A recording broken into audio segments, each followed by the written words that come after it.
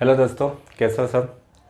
अब प्लेसमेंट का सेशन आ रहा है तो आप लोग पढ़ाई कर रहे होंगे और उम्मीद करते हैं कि सब प्लेस हो जाएंगे। ठीक है, तो आज हम पढ़ते हैं बबल शॉट। ठीक है, इससे पहले हमने दो शॉट पढ़ लिए थे, सिलेक्शन शॉट और इंसर्शन शॉट। उन दोनों केस में होता क्या था, चलो देख लेते हैं कि अगर आपके पास कोई डेटा है, ठीक है, तो उसमें दो पार्ट्स में डिवाइड हो जाते थे।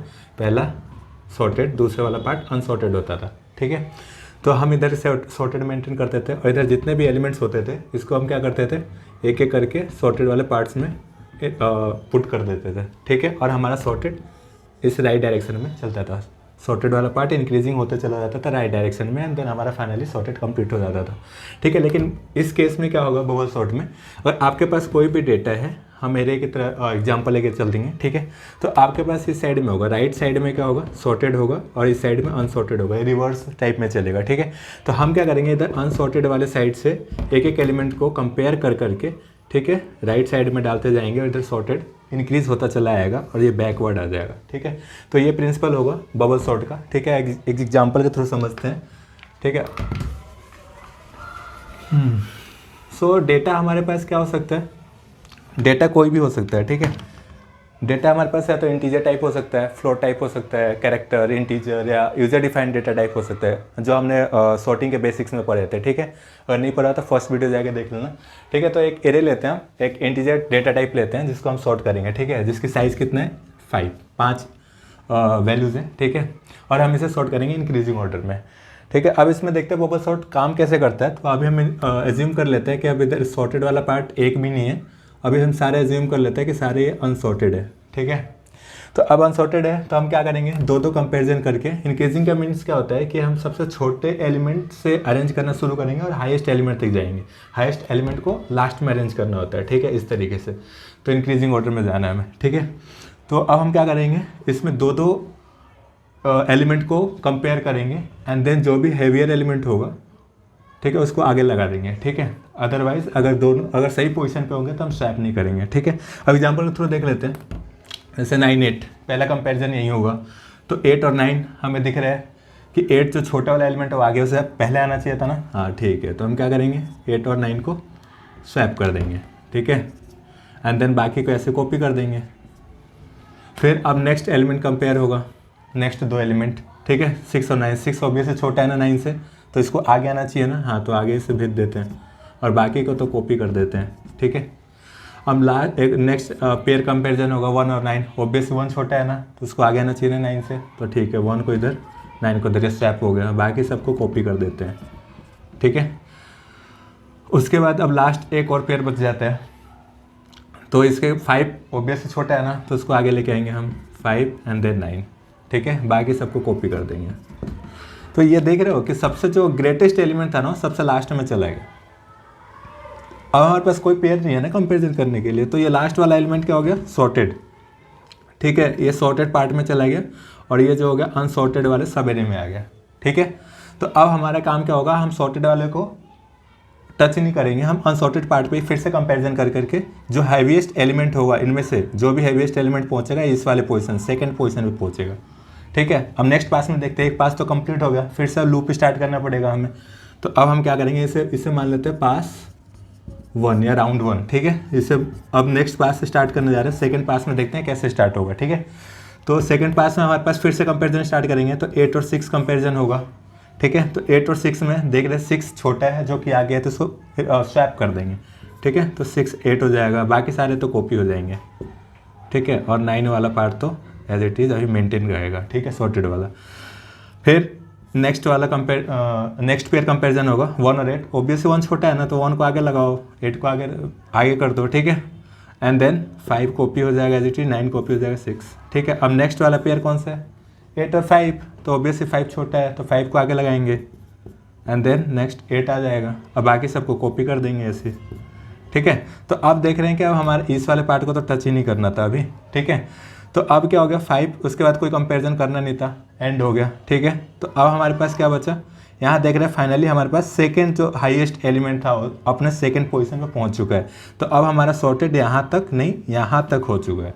ठीक है, क्योंकि अब कोई एलिमेंट बचा नहीं है कंपेयर करने के लिए, तो हमारा जो दो एलिमेंट है वो सॉर्टेड कैटेगरी में आ गए एंड अगेन ये वाले अनसॉर्टेड पार्ट में आ गए। ठीक है, सो अब ये पास खत्म हो गया, फिर से स्टार्ट करेंगे कि और भी ऐसा है क्या कि अभी तक सॉर्टेड है अनसॉर्टेड है, फिर चेक करते हैं। तो पास 3 में अगेन पास 3 में चलते हैं, ठीक है। नेक्स्ट वाला फिर से स्टार्ट करेंगे। तो ये देखते हैं, फिर दोनों का फर्स्ट 2 एलिमेंट कंपेरिजन करते हैं। 1 ऑब्वियसली छोटा है तो ये क्या हो जाएगा, स्वैप हो जाएगा 1 और 6, ठीक। बाकी सारे तो कॉपी हो जाएंगे ऐसे। ये वाला तो ऑलरेडी पार्ट सॉर्टेड था, ठीक है। फिर अब नेक्स्ट वाला पेयर आ जाएगा 5 और 6। 5 ऑब्वियसली छोटा है ना 6 से, तो 5 वाला लेफ्ट साइड में आ जाएगा, स्वैप हो गया। और बाकी को तो कॉपी कर ही देते हैं यार, हो गया। अब कोई एलिमेंट बचा जिसे कंपेयर, ये इस वाले पार्ट में तो हमें एंट्री लेना ही नहीं था, ये क्योंकि ऑलरेडी सॉर्टेड है तो हमारा ख़त्म हो गया यहीं पे। तो अब ये हमारे पास ख़त्म हो जाता है, तो हमारे पास 3 एलिमेंट मिल गए जो कि सॉर्टेड है, ठीक है। ये तीनों पार्ट हो गए सॉर्टेड वाले, ये हो गए अनसॉर्टेड वाले, ठीक है। सिमिलरली पास 4 में देख लेते हैं, यही लिख देता हूँ, दिख जाए शायद। पास 4 में क्या करेंगे, अब हमारे पे फिर से स्टार्ट करेंगे। हमारे पास एक ही पेयर है तो 1 और 5, तो ऑब्वियसली 1 5 ये अपने सही पोजीशन पे है, 1 सही पोजीशन पे, 5 सही पोजीशन पे है, ठीक है। इंक्रीजिंग ऑर्डर में है तो हम इसे स्वैप नहीं करेंगे, ठीक है। तो हम इसको एज इट इज़ अब लिख देते हैं 1 5 6 8 और 9। यह हो गया हमारे पास पूरा फाइनल यहाँ तक का। अब टेक्स्ट पास 4 में कहाँ तक हुआ, यहाँ तक सॉर्टेड हो गया, ठीक है। ये वाला पार्ट पूरा सॉर्टेड हो गया। अब बच जाता है एक एलिमेंट, तो एक एलिमेंट के लिए हमें लगता है कि और सॉर्ट करना चाहिए, नहीं ना, क्योंकि एक एलिमेंट तो ऑलरेडी सॉर्टेड ही होता है ना। एक एलिमेंट से किससे कंपैरिजन करना है, एक एलिमेंट अकेला है भाई, ठीक है, सॉर्टेड है, ठीक है। ये हो गया हमारा पूरा एक एग्जाम्पल। तो अब हमने इस एग्जाम्पल में क्या देखा, अब इसको इस एग्जाम्पल से हम डिराइव करेंगे इसका कोड, ठीक है। तो अब इसे हम n = 5 था, मीन्स 5 एलिमेंट थे, तो हमारे कितने बार पास करना पड़ा, क्योंकि हमें एक बार में एक पास में एक हैवियर एलिमेंट को लास्ट में लगा रहे हैं, ठीक है। एक बार में एक पास में एक एलिमेंट जो सबसे हाईएस्ट था वो सबसे एंड में पहुंचा, सेकंड पास में सेकंड हाईएस्ट नंबर पहुंचा, मतलब 2 एलिमेंट सॉर्ट हुए, तीसरे में 3 एलिमेंट सॉर्ट हुए, चौथे में 4 एलिमेंट सॉर्ट हुए। तो हमें 5 अगर दिया है तो 4 बार हमें 4 राउंड चलाने पड़े लूप, ठीक है। तो n-4 तक, n-1 तक ये हमारा लूप चलेगा, ठीक है। तो अब देख लेते हैं, इसका कोड भी देख लेते हैं। तो कोड कैसे देखेंगे, इसका देख लेते हैं बबल सॉर्ट।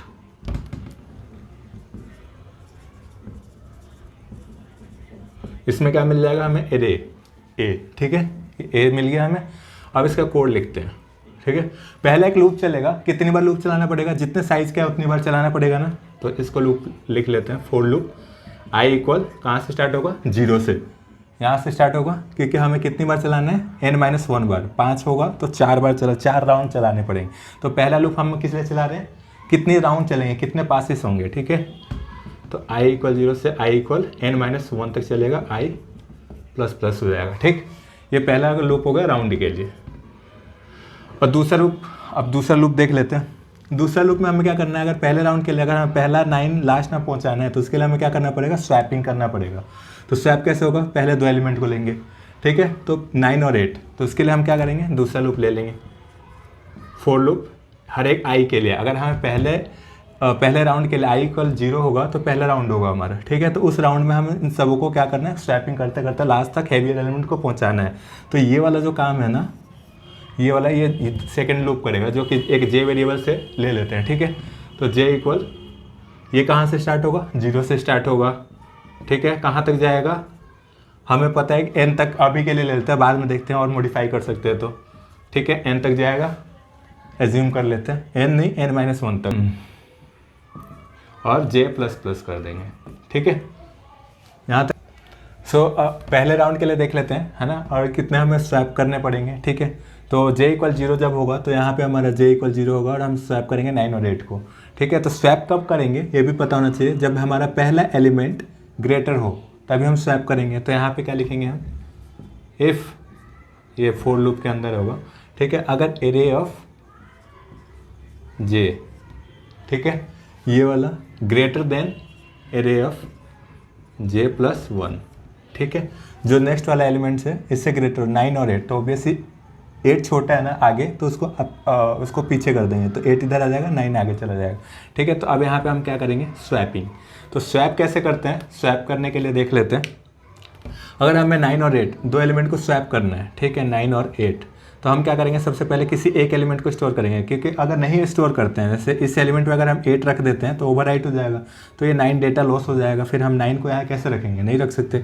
तो इसलिए हम क्या करते हैं, यहाँ पे एक टेम्परेरी वेरिएबल लेते हैं और किसी एक एलिमेंट को स्टोर कर लेते हैं, जैसे इस एलिमेंट को स्टोर कर लेते हैं। तो ये जे पोजीशन पे था, ठीक है, तो एरे ऑफ जे पोजीशन वाले को स्टोर कर लिया, ठीक है। अब इसको स्टोर कर लिया डेटा को, तो अब यहाँ 8 को रख सकते हैं, ओवरराइट कर सकते हैं, क्योंकि हमारे पास डेटा ऑलरेडी स्टोर कर लिया हमने।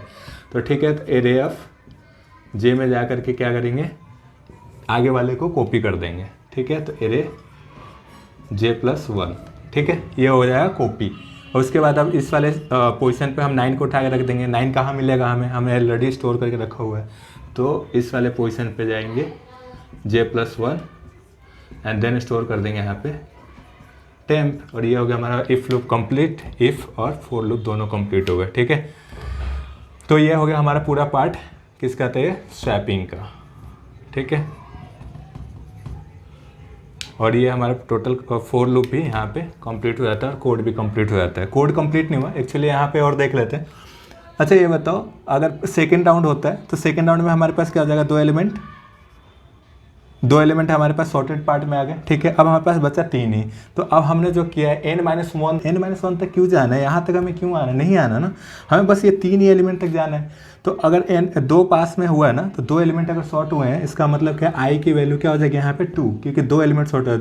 आई क्या रिप्रेजेंट कर रहा है, आई रिप्रेजेंट कर रहा है कितने राउंड चल गए हैं, ये राउंड मतलब कितने एलिमेंट शॉर्ट हो चुके हैं लास्ट में, ठीक है। तो 2 एलिमेंट शॉर्ट हो गए, तो अगर टोटल है 5, तो उसमें से 2 माइनस कर देंगे तो 3 एलिमेंट बचेगा ना, तो 0 से 3 तक जाएंगे। तो ठीक है, तो हम क्या कर रहे थे, n टोटल एलिमेंट से, तो उसमें से हम क्या करेंगे, जितने राउंड हो चुके हैं उतना माइनस कर देंगे, तो हम यहाँ पे कंपैरिजन करेंगे।